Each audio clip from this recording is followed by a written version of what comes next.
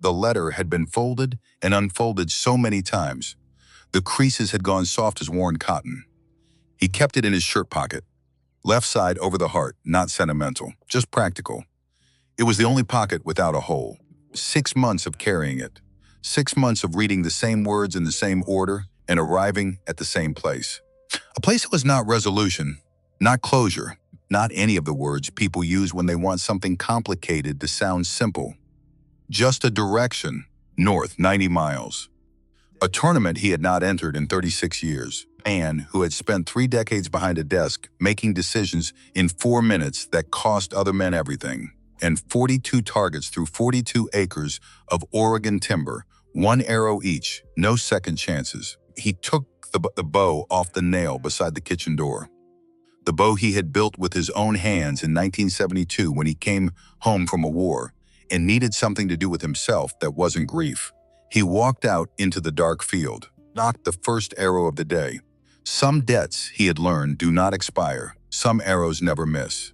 The house was quiet in the way houses get when someone has been gone long enough for the quiet to become its own kind of presence. June had been gone 5 years, Parkinson's. Slow and then faster and then done. She had been a landscape painter, Oregon light specifically.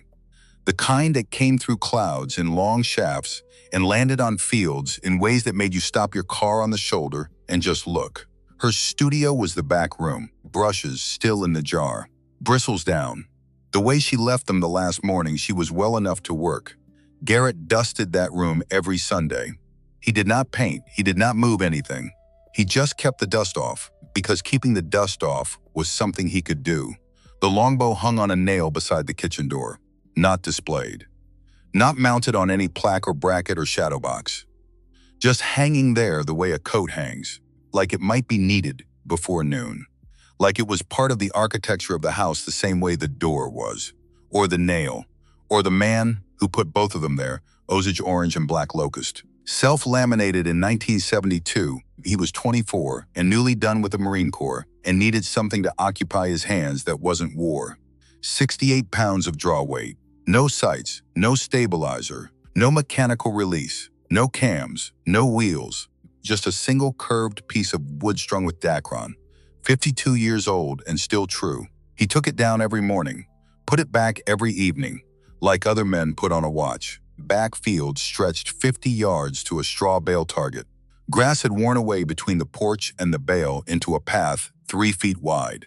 Bare earth, packed down over decades. He walked it without looking down. His body knew the ground. At the stake, he knocked the first arrow, cedar shaft, hand-fletched with gray turkey feathers. Warm amber in the early September light. Near the knock, burned into the wood in careful letters, Dope BD P. Dale Pruitt, Marine Recon. Korea, 1968. Dead in 1994 in an apartment in Medford, Oregon, from complications that had a long medical name and a much shorter real one. Neglect he drew, 68 pounds on bare fingers, no glove, no tab, no mechanical advantage, just skin and string the way it had been since the beginning. His right hand back smooth and stopped the anchor point below his cheekbone. Elbow high, draw arm level, and then the pause, not hesitation. Not doubt, just the space between deciding and doing. Moment when everything external stopped and only the target remained. He released, not opening his fingers. A relaxation.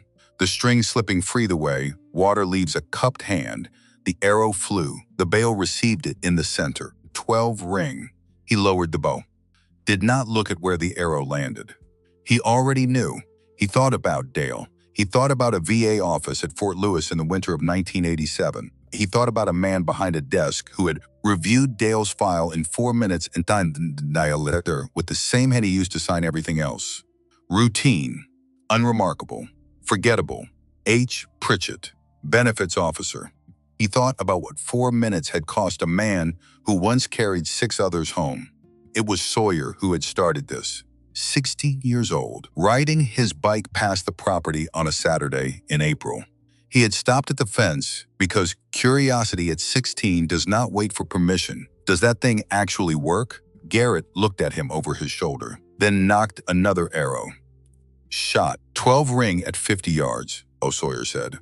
Okay, then because 16-year-olds cannot help themselves. But isn't that kind of old? Garrett thought about that question for 3 days. Not because it offended him, because June had told him once, years ago, that he spent too much time shooting at things that couldn't watch him do it. She had meant it kindly. She had been right. On the 4th day, he drove to the post office and mailed the entry form for the Pine Ridge 3D Challenge, first time in 36 years. His hand was steady when he signed it. He didn't know if that was courage or stubbornness. He had never been entirely sure there was a difference. Morning of September 14th, 5:47 a.m. He made coffee. Drank it on the porch in the chair June had painted pale blue in 1987. Watched the tree line go from black to gray to the first green. Then he put the cup in the sink, loaded the quiver into the truck, loaded the bow into the truck, loaded himself into the truck, drove 90 miles north to Tillamook County, because Dale Pruitt had once run 3-mile broken leg through a Korean winter night to bring 6 men home safe. And the least Garrett could do was drive 90 miles on a paved road in a working vehicle. The gravel lot at Pine Ridge Sportsman's Club was half full when he arrived at 7:30. He heard it before he saw it. The specific sound of competitive archers arriving, hard case latches snapping, carbon limbs being seated into risers. The low professional murmur of people who had done this many times and intended to do it better today. He sat in the truck for a moment, not hesitating, just listening. Then he got out, took the bow in his left hand, quiver on his back, walked toward registration. No case, no wheeled carrier, no rangefinder on a lanyard, no release aid clipped to his wrist. Just the bow and the quiver and the man. Walking across gravel toward a covered porch where a white-haired organizer named Walt Beaumont was checking names against a clipboard. Garrett was 20 feet from the porch when he saw the young man. Hard to miss him. The equipment alone announced him. Matthews V3X compound bow, carbon riser, 6-pin fiber optic sight, Humskia arrow rest, Carter release aid, loop-holed rangefinder on a neck lanyard, 12 carbon fiber arrows in a molded case, full Sitka camo in early season pattern, and a GoPro camera mounted on the stabilizer and pointed at whatever was directly in front of him, which, at the moment, was a 14-year-old girl. Shoulder hiking up, elbow collapsing, draw weight too high for her frame. The young man set down his bow case, walked over without being asked, spent 5 patient minutes adjusting her stance, lowered her draw weight with an Allen wrench from his vest pocket, showed her the anchor point in 3 clear steps. When she drew again, smooth and controlled, he just nodded once and walked back to his gear. Garrett watched that. He filed it. The young man turned back to his equipment, saw Garrett coming across the lot. Eyes went to the longbow, then to the canvas quiver, then to the absence of everything else. No case, no modern accessories, nothing that acknowledged the last 50 years of archery technology. He turned to the friend beside him, voice low. But not low enough, man. Respect the old school. But those wood arrows are going to be kindling by hole 10. The friend grinned. Garrett was 12 feet away. He heard every syllable. He did not slow down, did not speed up, did not look at the young man. Just kept walking to the registration table with the same even pace he'd maintained since before that boy was born. Walt Beaumont found the name on his list, looked up. 11 years of running this tournament had given Walt a calibrated eye for people. He could read a parking lot the way a doctor reads a scan. What he was reading right now in Garrett Rourke's face was something he hadn't seen before. Not nerves, not competitive hunger. Something older than both. Purpose, Mr. Rourke.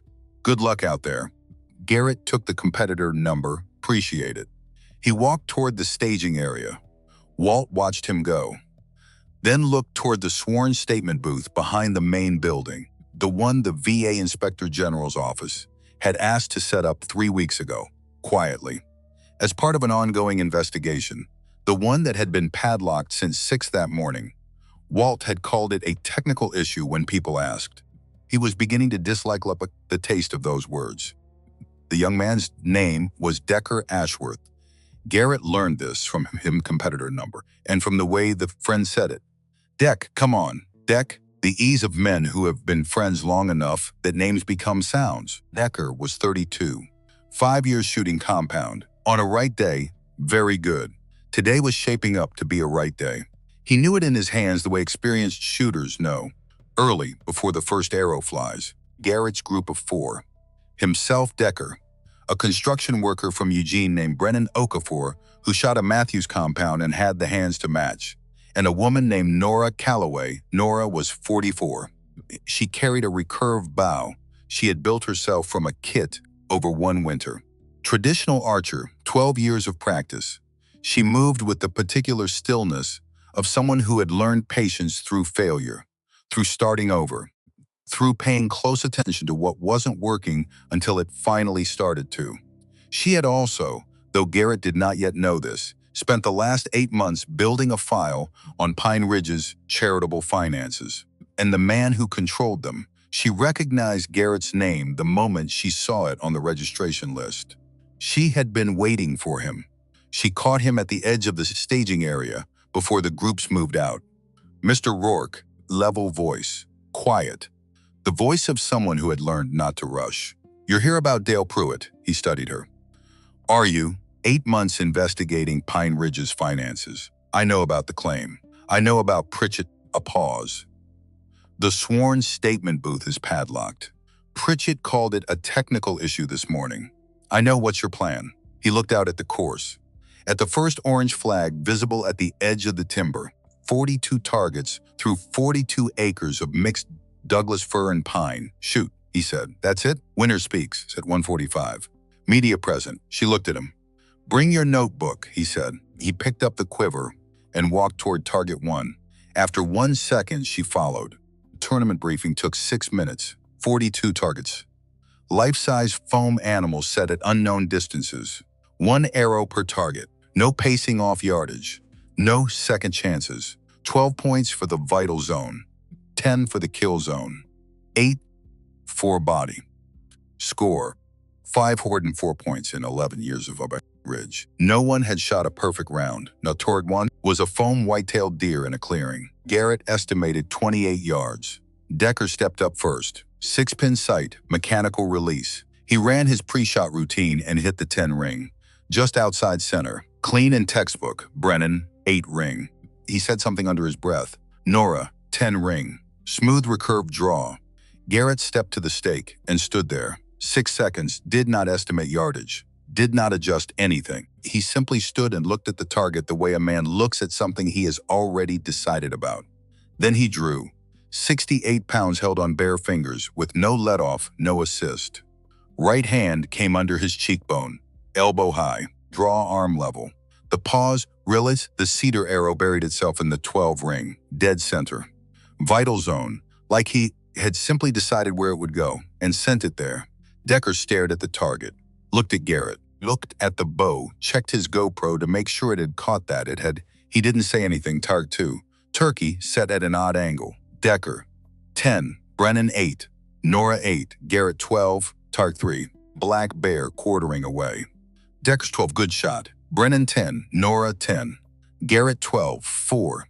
Antelope, uphill, the angle that fooled shooters who estimated with their eyes and not their bodies. Decker, 10. Brennan, 8. Nora, Miss Garrett, 12. The group stopped making conversation somewhere. Targets 3 and 4. Not dramatically, just the way conversation stops when something else starts demanding attention. By target 5, Decker's rhythm had changed. Still shooting well, better than well. But every time he stepped back from the stake and turned to watch the old man, the same thing happened. Pause, release, 12 ring. Nora watched Garrett's hands the way she watched everything, careful. Kelly, without advertising it, 12 years of traditional archery had given her a reader's eye for technique. She had collected old archery magazines from estate sales and library discard bins, had read about lineages of method, schools, of shooting that passed from person to person in chains you could trace if you paid enough attention. The 3 undergrip, all 3 fingers below the knocking point. Old, uncommon, efficient in a way the standard grip was not quite efficient. The pause at anchor, the specific position of the right hand below the cheekbone. the release that was not a release at all, but a giving way. Like a rope going slack. Like water leaving a cupped hand. She had read about this. Exactly this. She was almost certain she knew where it would come to her. It came to her at Target 8, black bear foam in deeper timber. The vital zone visible through a gap of maybe 3 inches between bark and shadow.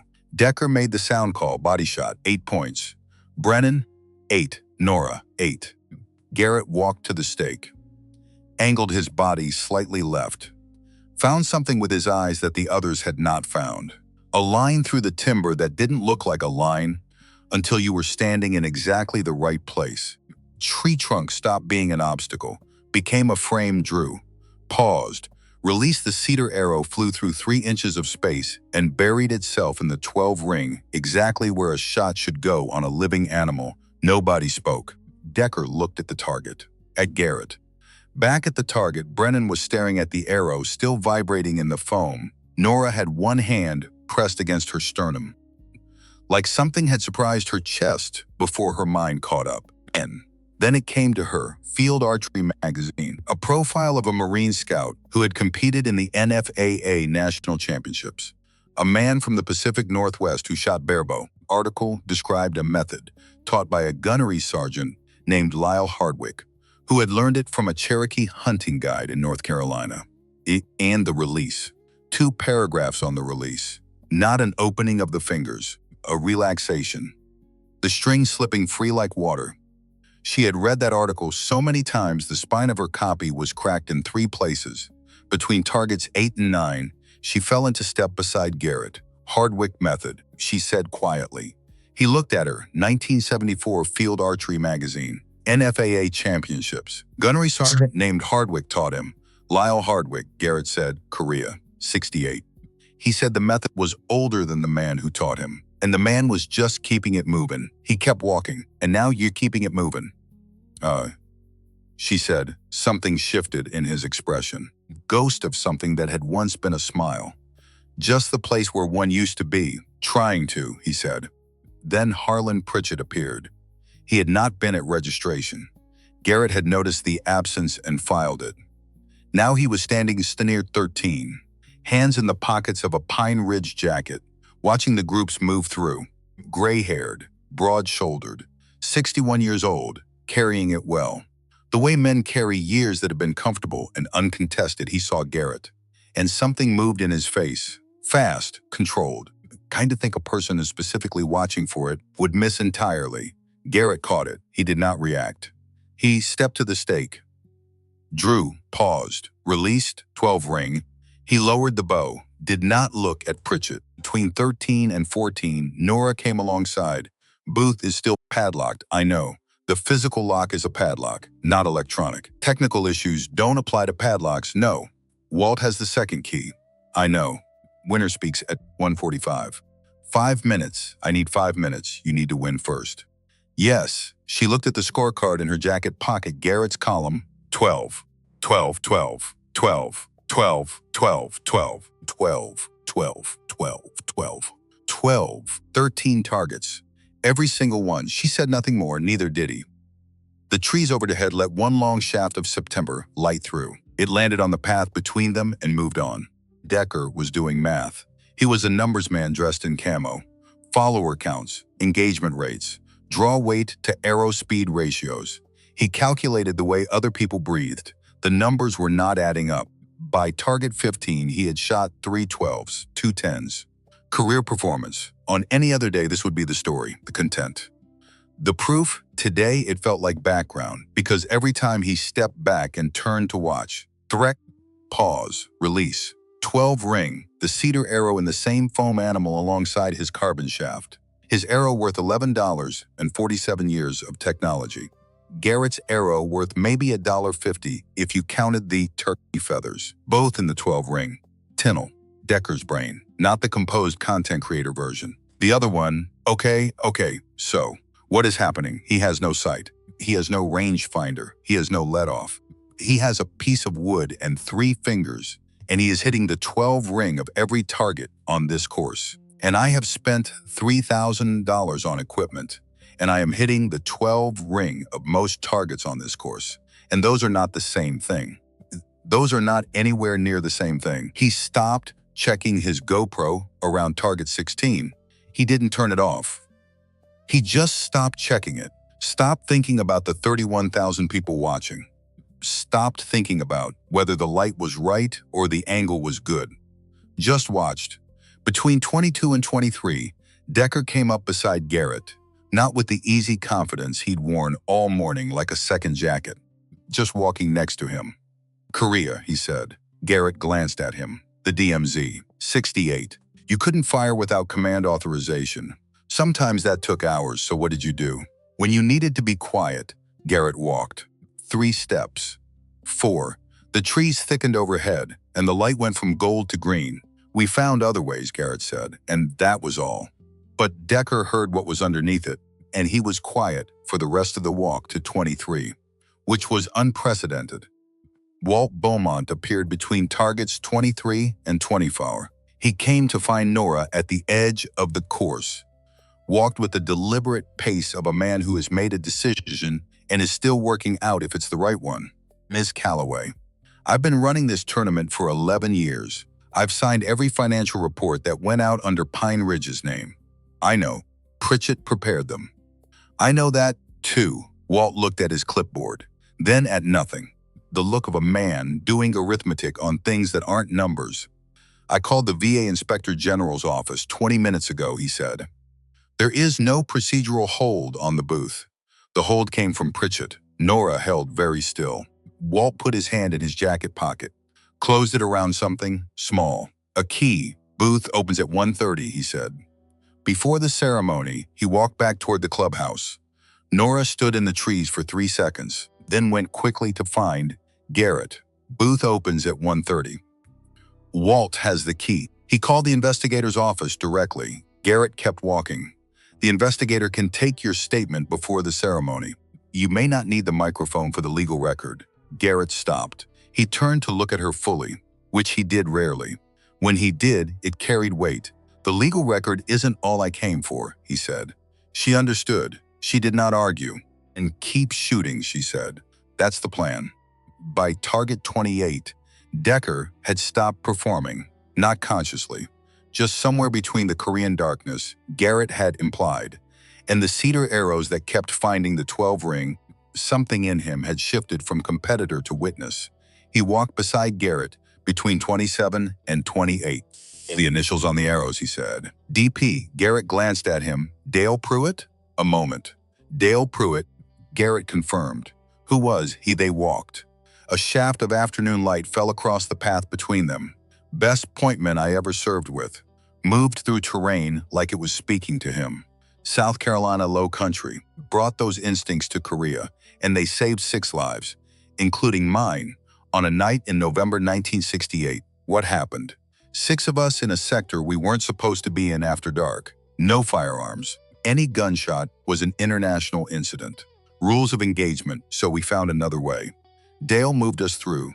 3 miles. His leg went wrong in the dark on a route. Bad twist. You could hear it from 6 feet back. He kept going. 3 miles. Got us home.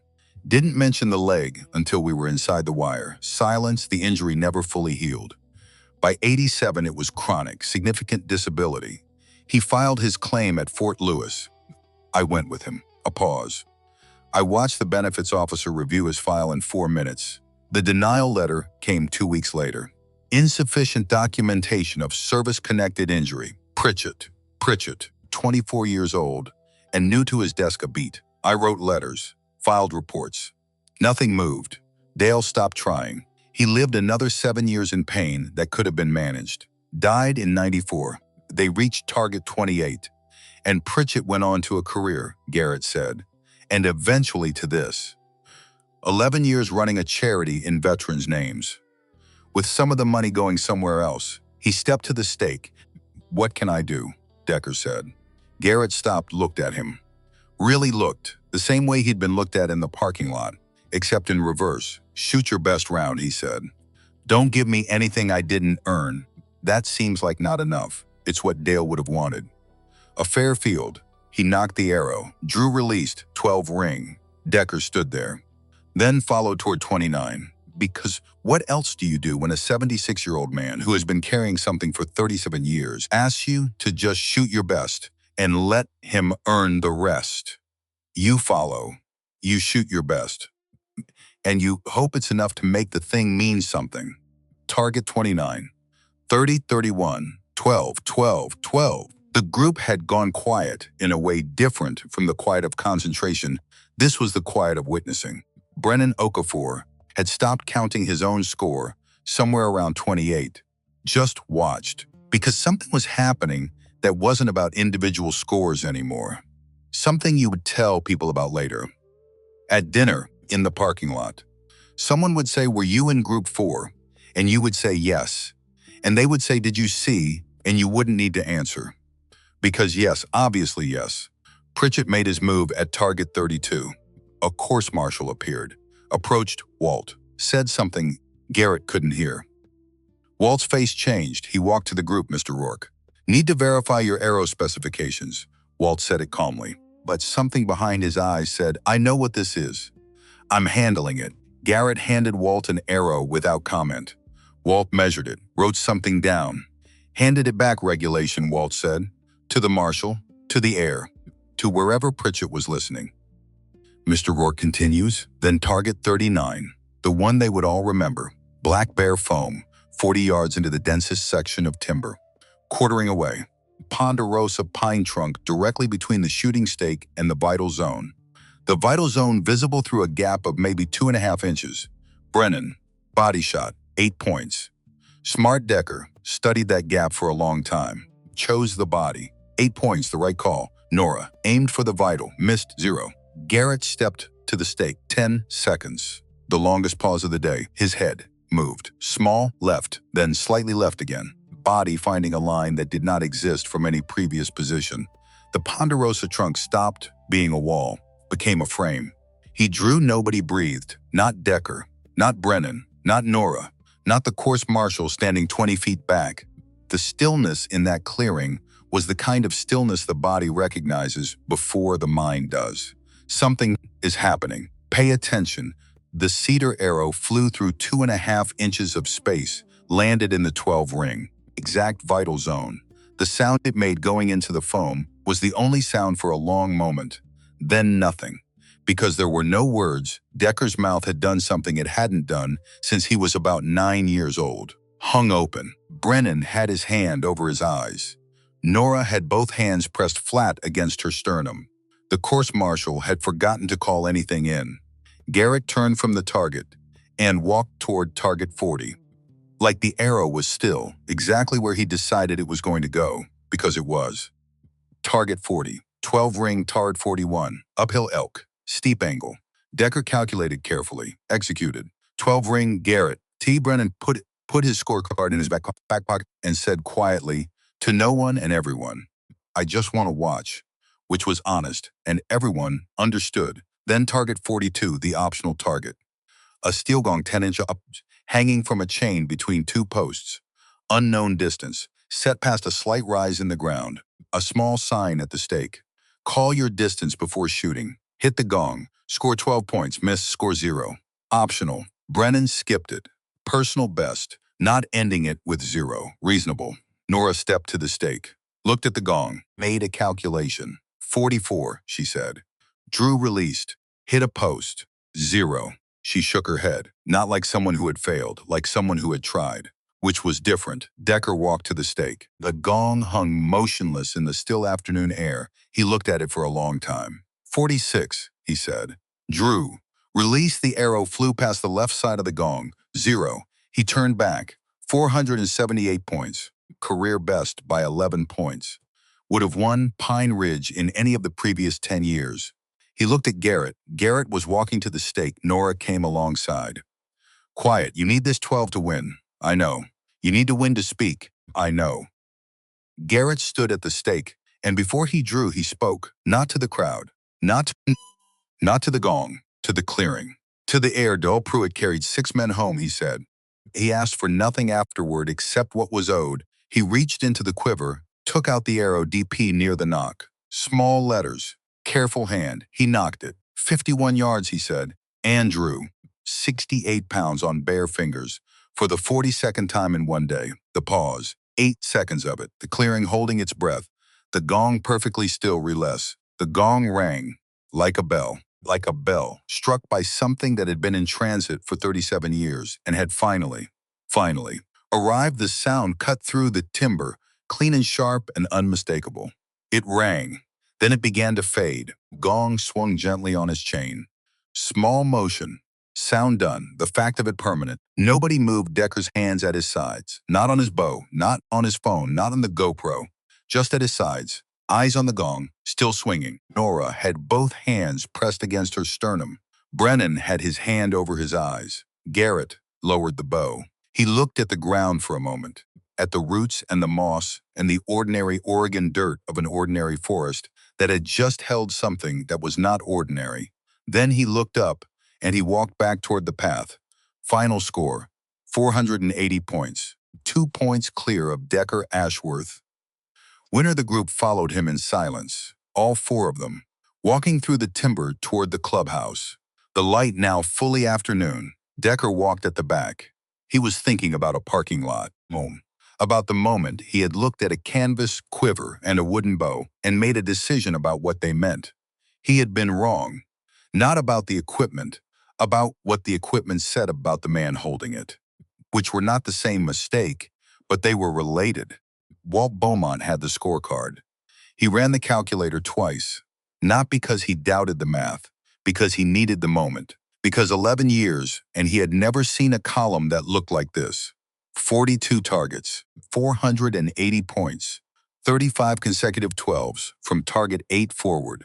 1 wooden bow, 3 fingers, no sight. He set the calculator down, looked up. Garrett was at the edge of the porch, not waiting for the number, looking at the parking lot the way a man looks at the middle distance when he is already somewhere else in his mind. 480, Walt said. Garrett nodded once. First place. By 2 points, another nod. Ceremony at 1:45. You have 5 minutes at the microphone, I know. Walt paused. Pritchett knows too, a beat. Good, Garrett said. The sworn statement booth opened at 1:30. Walt walked around the back of the clubhouse himself. Key in hand, VA Inspector General's investigator was already there in a folding chair with a briefcase, and the patience of a federal employee who has learned that the work moves at its own speed. Walt unlocked the padlock. The door swung open. Garrett spent 9 minutes in the booth. He sat across from the investigator in a folding chair in a small room that smelled like fresh plywood and old coffee. He spoke in the same even voice he used for everything. Unhurried, exact, voice of a man who had spent a lifetime meaning exactly what he said. He described the room at Fort Lewis in the winter of 1987. The orange plastic chairs. The number Dale had been given. The way Dale's hands had been when they called that number. He described the 4 minutes. He described the signature. He described what Dale Pruitt's leg looked like by 1987 compared to what it had looked like in 1968. He described the difference with the precision of a man who had spent 37 years learning the exact language needed to make someone's. The recorder captured all of it. At the end. This is the last piece we needed. A statement puts a direct witness in the room. We can move forward, Garrett stood. How long? The investigator was honest. These processes take time, months. There will be procedural steps, but the case is solid now. It will move. Garrett picked up his hat. Dale waited 37 years, he said. I can wait a few months. He walked out. He had 4 minutes before the ceremony. Pritchett found him in the parking lot, which was not among the better decisions Harlan Pritchett had made in 61 years. But desperate men make the choices available to them.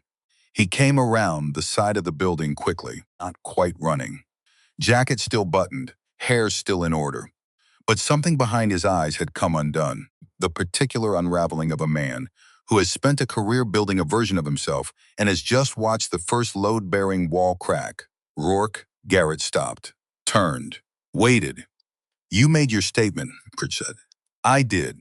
That process takes months, years sometimes. Nothing is decided today. Correct. So, Pritchett paused. Whatever you're planning to say at that microphone, think carefully. Garrett looked at him, 61 years old, broad-shouldered, the kind of man who had moved through the world with institutional backing for so long he had started to believe the backing was him, that the office was the person, that the title was the truth. Did you know his name? Garrett said. When you signed, Pritchett said nothing. Did you know anyone's name? When you signed, I was doing my job. The documentation was insufficient. The documentation was a man who carried 6 others home. I was in that room. I watched you decide. His life wasn't worth more than 4 minutes of your morning. You can't prove intent. No, Garrett agreed. The Inspector General will work on that. I'm going to tell people what I saw. He turned. He walked toward the covered porch. He did not look back, because there was nothing behind him worth looking at. The ceremony gathered at 1:45, not just the 42 competitors. Word had moved through the grounds the way word moves in small places, fast, sideways, person to person. Did you hear? Did you see? The old man with the wooden bow. The score, and they came spouses, spectators, 2 men in their 70s who had been sitting in lawn chairs near the parking lot all morning and had watched the leaderboard with the specific attention of people who had their own reasons for being at a veterans charity event on a September afternoon. Walt called 3rd place.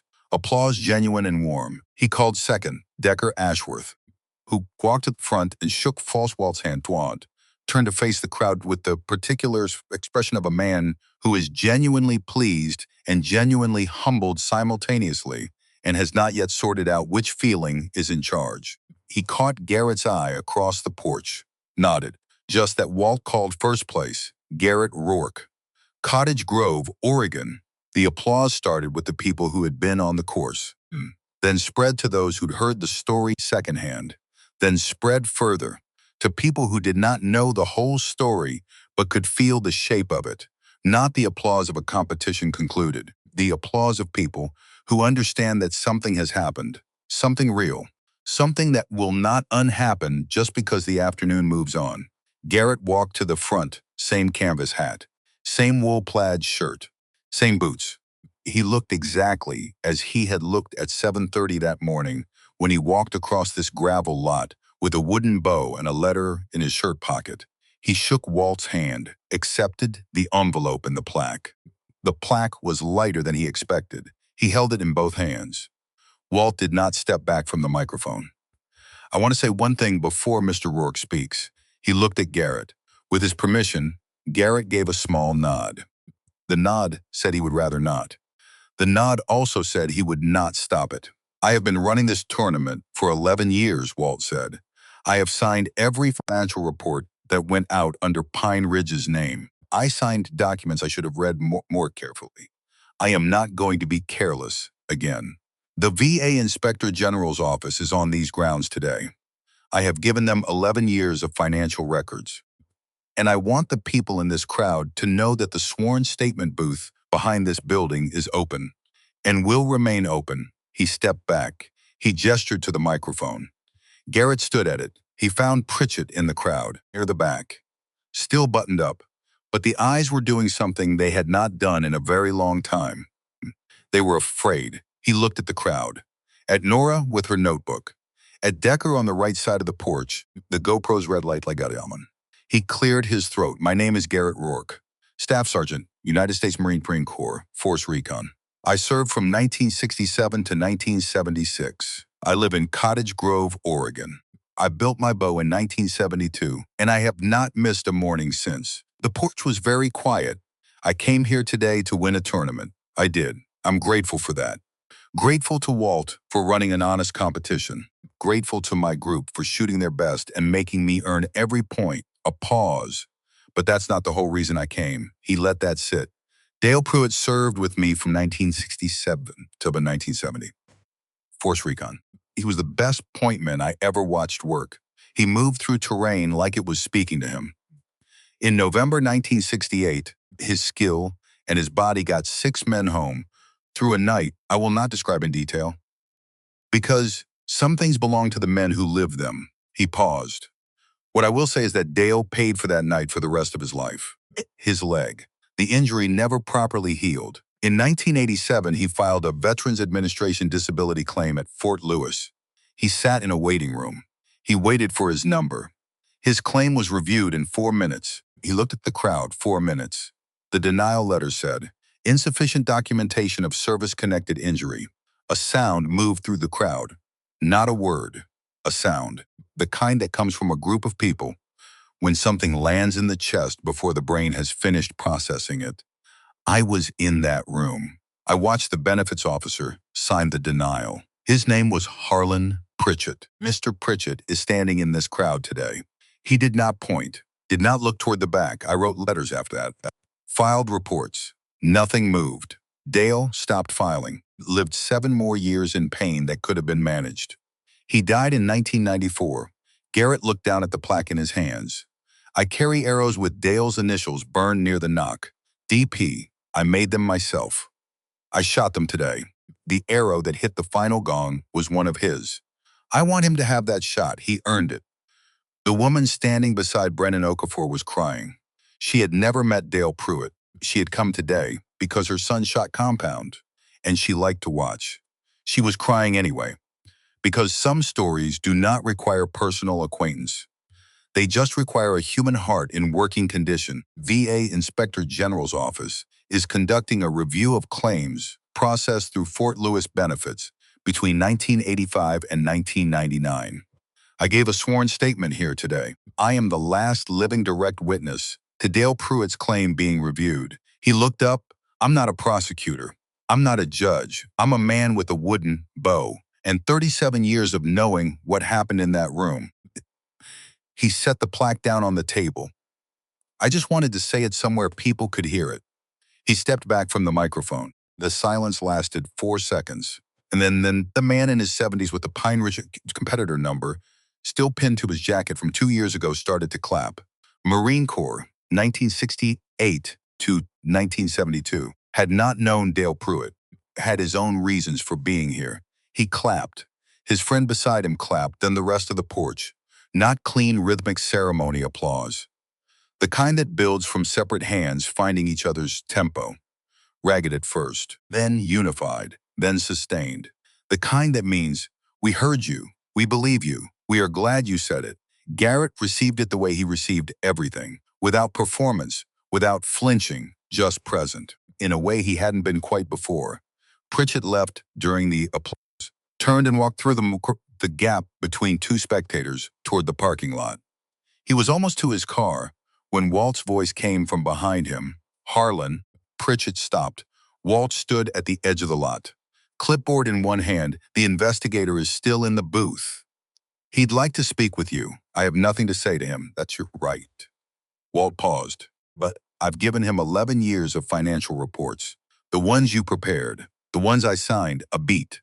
I'm not going to be the man who looked away twice. Pritchett's hand was on his car door. He stood there. And then, slowly, he turned away from the car. He walked toward the booth, not because he wanted to, because the math had finally changed, because 61 years of knowing exactly what you did and exactly why will eventually find a room where none of that knowledge provides cover. The door closed behind him. Walt looked at the closed door for a moment, then looked down at his clipboard. He had a lot of work to do. Decker found Garrett 20 minutes after the ceremony. Garrett was at his truck, loading the quiver into the bed of the Sierra with the care of a man who has been packing the same equipment for decades and has opinions about how it should be done. Decker walked across the gravel. No GoPro, no bow, no speech prepared, which was the right choice, Mr. Rourke. Garrett looked up. Waited this morning. At registration, I looked at your bow and your arrows and I decided something about you. I said it loud enough for you to hear. Decker stopped. Wood arrows. Kindling by hole 10. Garrett said nothing. I didn't ask your name. I decided you were less than the situation because of what you were carrying. A pause. I was wrong. I'm sorry. Garrett looked at him for a long moment. The same level look he had carried all day. The face that gave away nothing that wasn't meant to be given. You didn't know, he said. No, that's the whole problem. You didn't know. You didn't ask. He paused. But you helped that girl this morning with the Allen wrench. Nobody asked you to do that. Decker hadn't expected that. That's the better version of you, Garrett said. The one that walks over without being asked. The one that knows something and shares it without making it a transaction, a pause. The other version is just noise. He went back to packing the quiver. Decker stood there. The live stream, he said. I didn't know 47,000 people were watching, that it would. I know you didn't. But it did matter. It did, Garrett agreed. Can I come back, Decker said, to Cottage Grove, to ask you how you did it? The distance, the hold. I've been shooting 5 years, and I don't know how to even ask the question correctly. Garrett was quiet. Then, 3 weeks from Saturday, 6 in the morning, bring your compound. Leave the rangefinder. Yes, sir. Garrett looked at him once more. You teach at the academy in Eugene. I do. Are you good at it? Decker paused. The honest answer, I try to be. Garrett nodded once. That's the only part that matters, he said. Trying to be. Turned back to the truck. Decker stood in the gravel for a moment, then walked back to his own truck. His friend was by the driver's door. What did he say? Decker shook his head. Doesn't matter. Let's go. His voice had changed. His friend noticed. Didn't comment. Because when a voice changes like that in the middle of a day that was supposed to be about content and competition, the right thing is to get in the truck and let the man work it out in whatever time it takes. Nora found Garrett at his window before he left. She knocked on the glass. He rolled it down. Article runs within the week, she said. Financial records, claim history, Walt's statement, the live stream footage. It's solid, good. It's not a conviction. These things take time, months. Congressional inquiry, audit, possibly civil proceedings. Nothing has resolved in 37 years, he said. I can be patient. Nora looked at him. 20 years as a journalist. Calibrated sense for what was performance and what was real. What Garrett Rourke was doing was real. Had been real all day. Would be real tomorrow when the cameras were gone. One more thing, she said. The technique. 3 under. Pause at anchor. She paused. It was Hardwick who learned from the man in North Carolina. He nodded. Hardwick said it didn't matter what his name was. Said the method was older than the man, and the man was just keeping it moving. And now you're keeping it moving. The ghost of something in his expression. Trying to, he said. He started the truck. Nora stepped back. He drove. He was 40 miles south on 99W when his phone buzzed on the seat. He pulled over at a gas station in McMinnville. Engine idling, Oregon area code. Number he didn't recognize. He answered, Mr. Rourke. A woman's voice, older, controlled and careful, and holding something large very close to the surface. My name is Patricia Pruitt Halliday. Dale was my brother. Garrett said nothing, because there are moments when nothing is the right thing. I saw the stream. My granddaughter showed me. She watches that young man's channel. A pause. I watched all of it. The Sierra idled. I tried to file a claim on Dale's behalf after he passed, Patricia said. They told me the case was closed. I stopped trying in 97. I know, Garrett said. Did you know Dale talked about you? Until the end. He said you were the best shot he ever saw. Said you could hit something in the dark at 40 yards without making a sound. Garrett closed his eyes, opened them. He could move through terrain like it was speaking to him, Garrett said. That's rarer than what I could do. You have it or you don't. He was a good man. The best I served with. Silence. Thank you, Patricia said. For today. For all of it. He could hear what it cost her to say it simply. He ran 3 miles on a broken leg in the dark to bring us home, Garrett said. That should have been acknowledged a long time ago. It wasn't. I'm sorry I couldn't make it happen sooner. You made it happen today. Today counts. He gave her the investigator's name, the case number. Walt's contact. Nora Calloway's name at the Portland Tribune. He gave her everything he had. Then he said goodbye. He sat in the Sierra at the edge of the McMinnville lot. The phone on the seat, the bow in the bed of the truck, the quiver, the cedar arrows. 19 of them now, each marked DP, except one, the one that had hit the gong. He had left that one at Pine Ridge, on the scoring table after the ceremony, on purpose, because it had arrived where it was going, and it didn't need to come home. He pulled back onto 99W and drove south. He got home at 6:47, the house quiet the way it always was, which was fine. He had made his peace with the quiet a long time ago. He hung the bow on the nail beside the kitchen door. Same nail, same motion. His hands doing it while his eyes were somewhere else. He made a cup of tea, carried it to June's studio, the back room. Bushes in the jar. Bristles down, canvases against the wall. The September light coming through the window at this hour. Long and gold. The kind of light June had chased through Oregon for 30 years with a brush, and the specific kind of attention that most people couldn't sustain for more than a few minutes at a time. She could sustain it for hours. He stood in the doorway. He thought about what she had said, more than once. In the way people repeat things they mean and are not sure are being heard. You spend too much time shooting at things that can't watch you do it.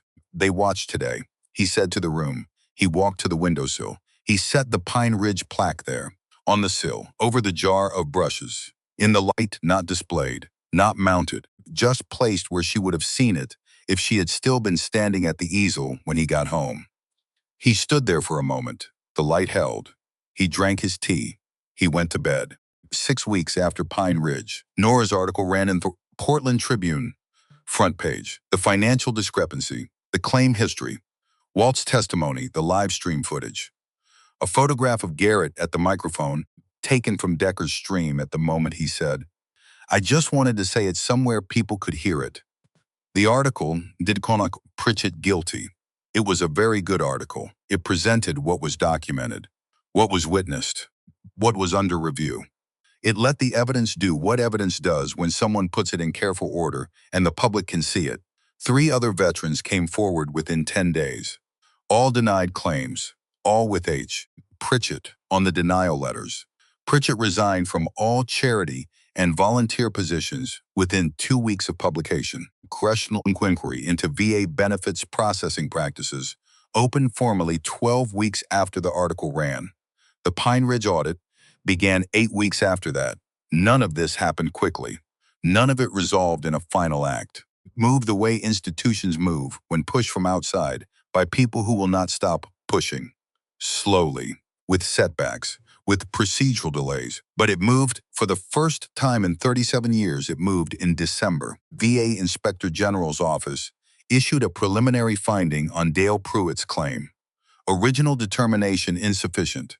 Service-connected injury insufficiently reviewed. Case eligible for posthumous reclassification. Not a final ruling, the first of several steps, but a step, real on paper, in a file that now existed and could not be made to not exist. Patricia Pruitt Halliday received the letter on a Thursday morning. She called Garrett that afternoon. She did not, neither did he. They stayed on the phone for a few minutes, and that was enough. 3 weeks after Pine Ridge, Saturday, 6 in the morning, the tree line still black when Decker Ashworth's truck came up the gravel drive. Garrett heard it from the porch. Second cup of coffee. Mathematics of waking at 5:30 for 52 years. Backfield, Garrett said. He set down the coffee. He took the bow off the nail. Decker had left the rangefinder, the GoPro, the release aid, the 6-pin sight. He stood at the 50-yard stake with his compound bow, stripped of everything supplemental, and the straw bale in front of him and nothing between him and the problem, frustrated within 4 arrows, which Garrett had expected. "You're searching," Garrett said. "Looking for a picture that isn't there, the sight picture. Yeah, stop looking for the tool. Start trusting what's underneath." He handed Decker a cedar practice arrow. "Draw," Garrett said. Decker drew. "Don't look for where the sight would be. Look at the target." "I am looking at the target." "No, you're looking at where the sight would be if you had it." "There's a difference." Decker adjusted. Something shifted. Released 10 ring. He turned, expecting acknowledgement. Garrett pointed at the target. Again, he said Sawyer arrived at 7. Notebook and compound bow, trying hard not to look impressed. Had told 3 friends from the school archery club. 2 of them were standing behind him at the gate. Garrett looked at them. 1 stake. Rotate every 3 arrows. You do what I say, not what you think you should do. That's the only rule, they agreed. Immediately. With the complete compliance of people who understood that the person in front of them knew something they did not. They rotated. They listened. They shot. Garrett walked between them, adjusted a grip, corrected a stance, 5 words where another teacher might have said 50. He did not lecture, he showed, and let them feel the difference. The only way it ever worked. The only way Hardwick had taught him. The chain of it, long, unbroken, unremarkable. One person knowing something and deciding to give it to the next. At 8 o'clock, Sawyer hit the 12 ring for the first time in his life. He turned around with his mouth open. Again, Garrett said, Sawyer's mouth closed. He turned around. He drew. One morning in December, early, before 6, Garrett on the porch with his coffee, the tree line still black waiting for it to go green, the bow already off the nail and already in his hand the way it was every morning, the way it had been every morning since 1972. He thought about what Lyle Hardwick had said in Korea in 1968, before the worst night of his tour. The words he had never written down and never forgotten. Before you can trust the sight, you have to learn to trust yourself. Once you've done that, the sight is just a crutch you don't need anymore. He thought about 52 years of trusting himself, about a field with a bare path worn into it, about a straw bale at 50 yards, about a steel gong that had rung once. In September, in Tillamook County, on a day when ringing was the only thing that mattered, he thought about Dale, who had run on a broken leg so that 6 men would come home, who had waited in an orange chair and been given 4 minutes, who had lived a year in the particular pain of being told your suffering doesn't count, died without hearing otherwise. The tree line moved, black, then gray, then the first green. Garrett stood. He walked down the porch steps onto the other field. He knocked the first arrow of the morning, Caesar shaft, turkey feathers, hand-fletched, no initials, just wood and fletching and a steel point and the work of his hands and the long practice of his life. He drew 68 pounds on bare fingers, the pause, the held stillness, and then into the gray becoming green Oregon morning release. The arrow flew. The bale received it in the center, where it had been going, where it had always been going. He stood in the field and he breathed. He said nothing. To the empty field. To the memory of a man who ran 3 miles in the dark and deserved better than what the world gave him. To a woman who painted Oregon light and left her brushes bristles down in a jar. To a plaque on a windowsill. To a cedar arrow hanging in a scoring booth in Tillamook County that did not need to come home because it had already arrived. He said nothing, because some things do not need saying. They just need to be done. Every morning. For as long as you have mornings, in the driveway, the first of the Saturday trucks was turning off the main road onto the gravel. Decker. Early as always. Probably, with coffee, the tree line was fully green now the day was here. Garrett walked back toward the porch. He knocked the second arrow. And in June's studio, on the windowsill above the jar of brushes that still weighted bristles down the way she had left them, a small wooden plaque from Pine Ridge, caught the first of the December morning sun and held it, not displayed, not mounted, just placed where someone who had loved this man for 30 years would have seen it.